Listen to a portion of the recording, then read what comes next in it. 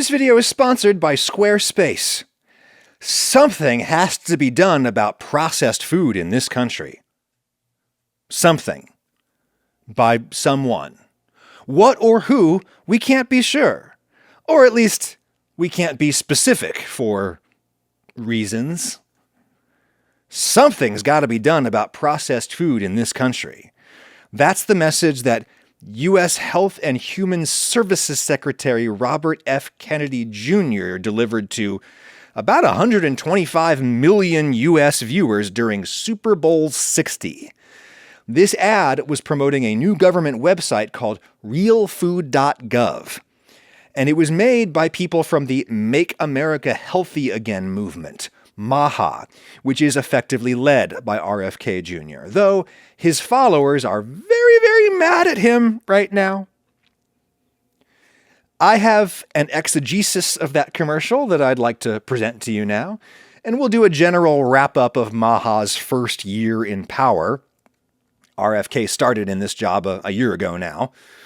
One thing I can say for realfood.gov is that it is a very attractive website with dynamic scrolling effects and such. You can build a website like that yourself with Squarespace. Look at this template. Look at how things kind of move as you scroll down, maintaining your interest, getting your attention, giving the site a sense of depth, etc. This site or one like it could be yours right now. For free, you can open it up and start replacing all of their stock content with your own content, your photos, your text. And if you want to move something, it's pretty much all drag and drop now. And you can make different adjustments for the mobile versus the desktop versions. Display your creative work, your resume, your products for sale. Take payments, take donations. Let customers schedule themselves for appointments with you. It's all a snap to do in Squarespace. And if you don't want to use the templates, well, just tell the computer what you want in your website, and it'll start one for you in seconds. When you're ready to pay for a domain name or to take the site live, it's super affordable, and you can get 10% off with my code Ragusia at checkout. Squarespace.com/Ragusia. Thank you, Squarespace. Anyway, the Make America Healthy Again commercial that ran during the Super Bowl. Let's catch up the folks who are outside the United States. Gridiron football is by far our country's most popular sport. For legitimate reasons, in my humble opinion. American football is an intrinsically awesome game. I have a whole video about that you could watch. American football is like 3D chess, except that when you move against a piece, you have to actually go over and physically fight the piece.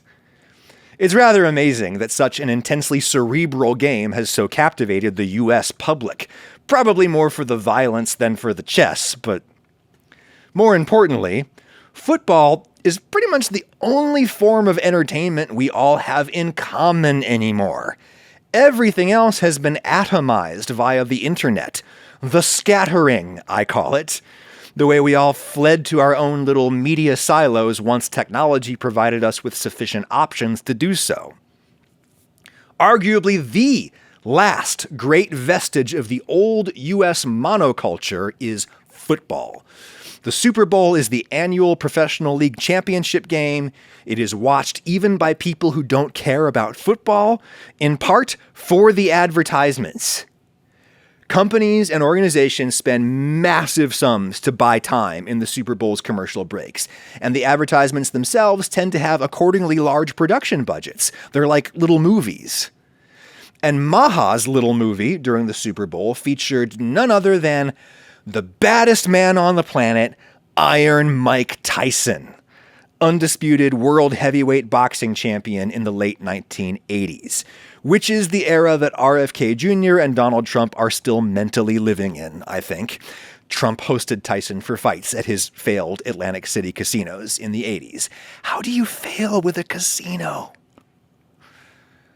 I have mixed feelings about Mike Tyson, if you care. The public persona that Tyson has developed over the years is appealing in many ways.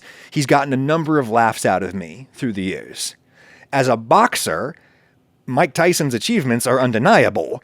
Youngest guy to ever win the title at 20 years old. And to do that, Mike Tyson had to overcome an upbringing in poverty that, by anybody's account, was horrific. Horrific what this little boy endured. All the ways he was abused and discarded by the people who should have cared for him the most. Today, we see 59-year-old Mike Tyson with his scary face tat, and he's still all yoked up.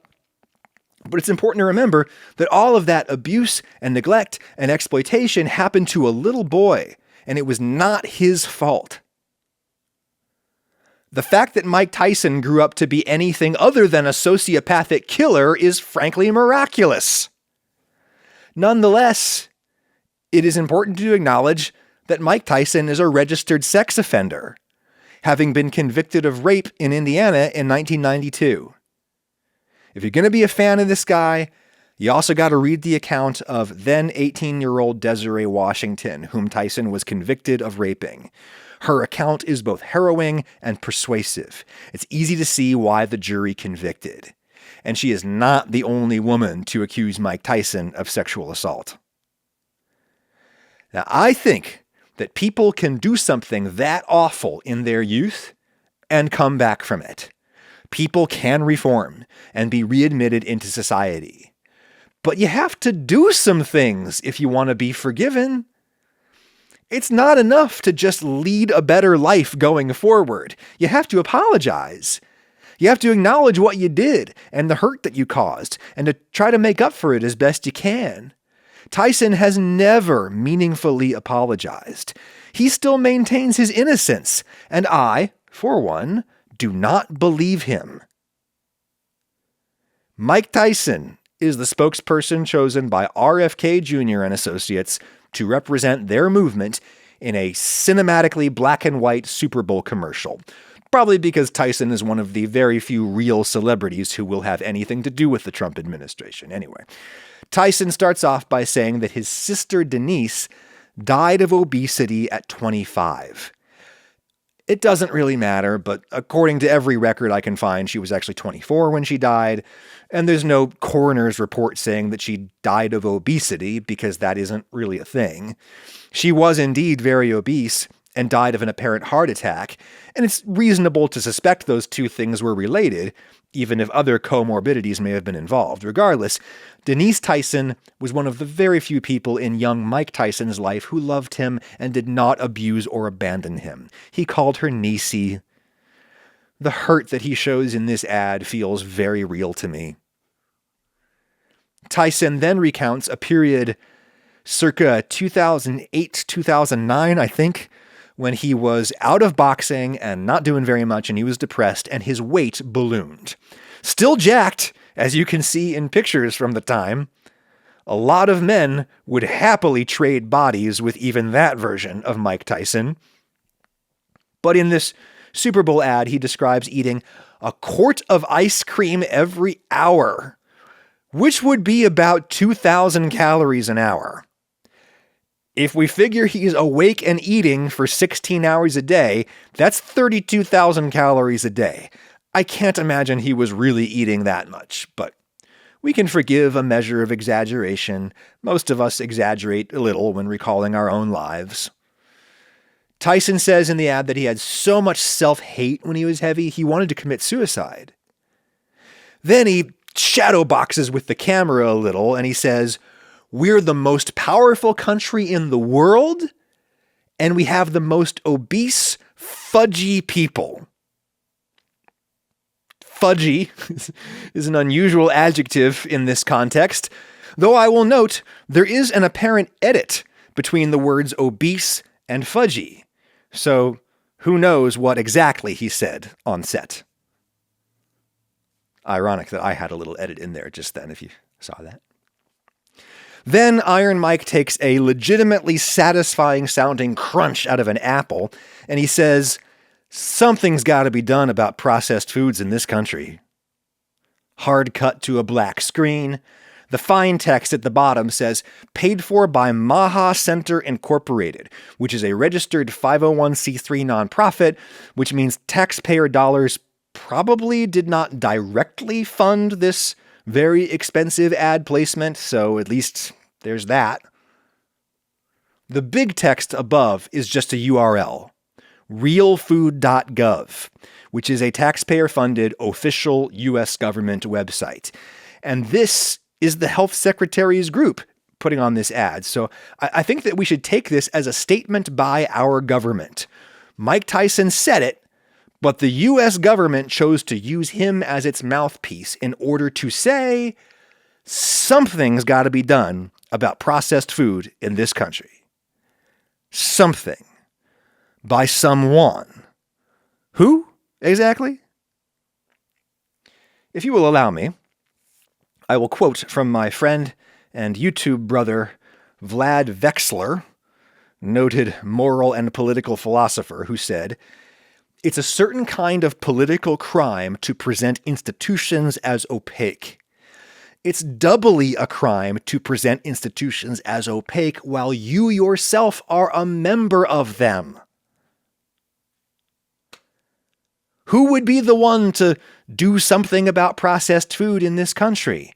It's RFK Jr., right? The nation's leading health official.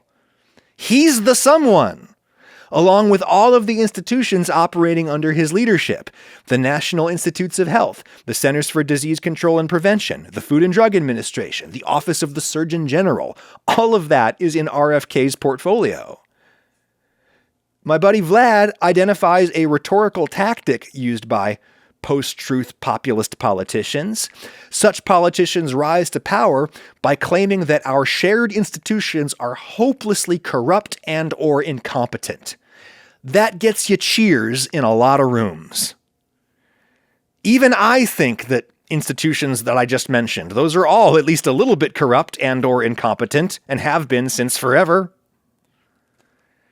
But what do you do when you suddenly find yourself in charge of them? How does a flame-throwing populist transition from the role of outside agitator to guy in charge? It's a tough transition, which is one reason RFK Jr. is failing at it. Something's got to be done? Buddy, you're the guy who's supposed to do the thing. You should know what needs to be done, and you should be doing it. But you continue to talk as though someone else is in charge. You are an insider using the rhetoric of outsiders, trying to have your cake and eat it too. I mean, if you're not in charge, RFK Jr., well, who is? Oh, maybe it's the deep state, an epithet used to describe the career civil servants who do most of the work that any modern government actually does. In 1 year, RFK Jr. has politically purged U.S. health institutions of about 20,000 career civil servants. Half of them he fired, half of them he pushed to resign in various ways, setting back U.S. biomedical research by decades, according to many relevant experts whose opinions I respect. If Bobby Jr. hasn't yet exorcised the deep state from his agency, then I don't know what he's been doing this whole time. Imagine being a passenger on a ship. The ship starts to sink. The captain fires half the crew and then starts running around saying, "Someone's got to do something about this sinking ship." It's terrifying, and it serves only the person in power who is trying to evade accountability. Meet me at camera 3, Bobby Jr. Champ, it wasn't a nightmare. You're not hallucinating from riding a stationary bike in a sauna with Kid Rock. You actually are the captain of the HHS Victory. If there's someone at Health and Human Services who's stopping you from doing something about processed foods in this country, well, then fire them. But that, of course, is probably not what's going on here. The real reason RFK Jr. has been unable to do something about processed foods in this country is, effectively, that he is in a coalition government. MAHA wants to legally restrict processed foods, but MAGA wants to cut government regulation of private enterprise. These are inherently contradictory positions. And we saw that contradiction in action this very week regarding the agricultural herbicide glyphosate, sold as Roundup by the infamous big ag tyrant Monsanto. One of RFK Jr.'s few real-world accomplishments as a lawyer prior to joining the Trump administration was that he helped win a $300 million lawsuit against Monsanto in 2018, in which a California jury agreed that glyphosate had contributed to the cancer of RFK's client. He won against Monsanto, despite the fact that any link between cancer and glyphosate remains a matter of legitimate scientific debate. And I am no defender of Monsanto. Screw those guys. But even I can say that the case against glyphosate is hardly open and shut. Come back to the present day, and RFK's new boss, President Trump, has just issued an executive order aimed at increasing U.S. production of glyphosate. RFK had to say something about this. He had to square the circle. So RFK put out a statement this week that I doubt he wrote. It's way too well-reasoned and well-written for the brainworm guy to have written. This statement, attributed to RFK Jr., basically says, hey guys, I still think glyphosate might be bad, but U.S. agriculture is very dependent on it right now. And if we were to ban all synthetic herbicides, it would cause a major disruption in the food supply. We need to focus on making a long-term transition away from these chemicals. That's basically what RFK's statement said. And that, of course, is the correct thing to say. That is the adult thing to say. But RFK Jr. has trained his supporters to be so suspicious of institutions that now many of them are suspicious of him. And they freaked out about this glyphosate statement. Talk about reaping what you sow. It's rare that I get to use that expression in its native agricultural context. Feels good. Demagoguery is great for getting elected. It's awful for actually governing. Because you need people to trust the government if you're actually going to accomplish anything when you're in office. And if you've spent your campaign destroying everybody's trust, well, then there isn't going to be any trust left over for you. Or for the next guy. And how, specifically, has RFK needlessly demolished trust in institutions? Well, let's go to realfood.gov, the website that Super Bowl ad was promoting. Real food wins, it says on top. I can get behind that. Next line. America is the greatest country on earth and the sickest. End quote. Folks, serious people do not communicate in such sweeping generalizations because they usually aren't accurate. The U.S. is not the sickest country on earth by any definition. We are not sicker than the Central African Republic or South Sudan. We are not sicker than Afghanistan. Lots of different scholars and organizations have put together healthiest country rankings, and the U.S. always ends up in the top half of healthiest countries. Though you may be surprised how low we tend to rank within that healthiest half of countries. We rank quite well on things like life expectancy and infant mortality. We tend to rank a little more poorly on things like cancer rates and rates of chronic disease. But that's not necessarily because we're sicker. Chronic conditions tend to kill people in poorer countries. Here, we're rich enough to diagnose and to treat our chronic problems and to live with them instead of dying from them, usually in childhood. Likewise, high cancer rates are, in part, driven by high life expectancy. If you live to be very old, you are much more likely to get cancer, because cancer is just something that happens to old bodies, old cells, old DNA. About a third of cancers are diagnosed in people aged 75 and over. The mean life expectancy in Afghanistan is 66. A lot of people there don't live long enough to get cancer. That doesn't mean they're healthier. It means the opposite. What the U.S. really is unhealthy relative to Western Europe and Northeast Asia and other highly developed economies. And I guess that's less snappy than saying America is the sickest country in the world, but I'm sorry, facts don't always make for the best slogans. And I'll note again that RFK is constantly pounding the table about diet and toxins, but he says almost nothing about access to quality, affordable health insurance, which is something that we know for sure makes people healthier. The oligarchs love that RFK focuses on food rather than healthcare because it passes the financial and moral responsibility for fixing the problem down onto the poor people. Anyway, let's keep reading this website. Quote, "For decades, we've been misled by guidance that prioritized highly processed food and are now facing rates of unprecedented chronic disease." Unprecedented should be before rates, not chronic disease. But anyway, what the hell is he talking about? Who has been out there issuing guidance to prioritize processed foods? Like, no one. Certainly nobody in the last couple of decades. You could point to isolated cases, like the 80s when they told you to eat margarine instead of butter, but that's like one case. In the 80s, where RFK Jr.'s brain still lives.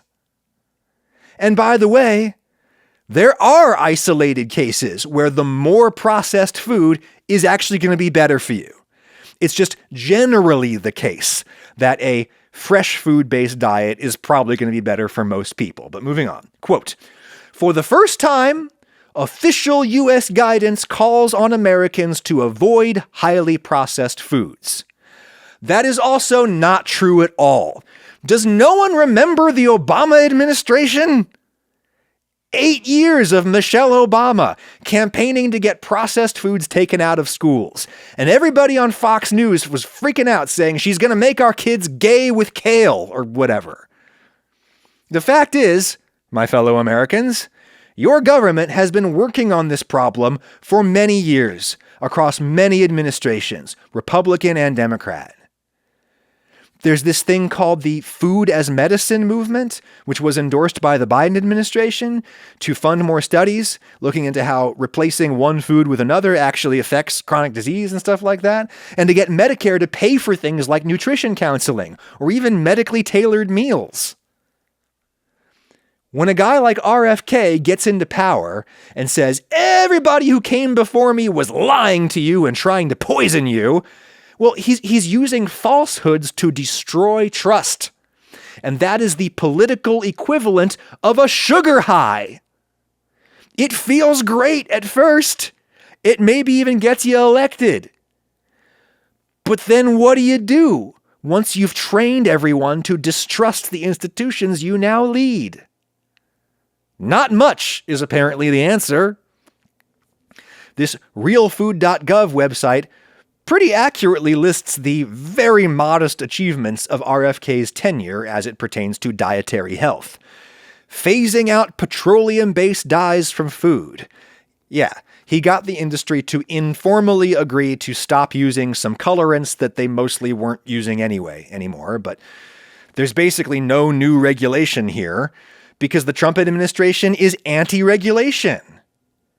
The initiative to ban red dye number 3 began under the Biden administration. Also, there's nothing inherently wrong with petroleum-based food dyes. Petroleum is just dead stuff, as all your food is. And we have no reason to think the natural dyes are any better for you or are even more natural in any meaningful sense of that word. Other accomplishments listed: removing soda and candy from SNAP.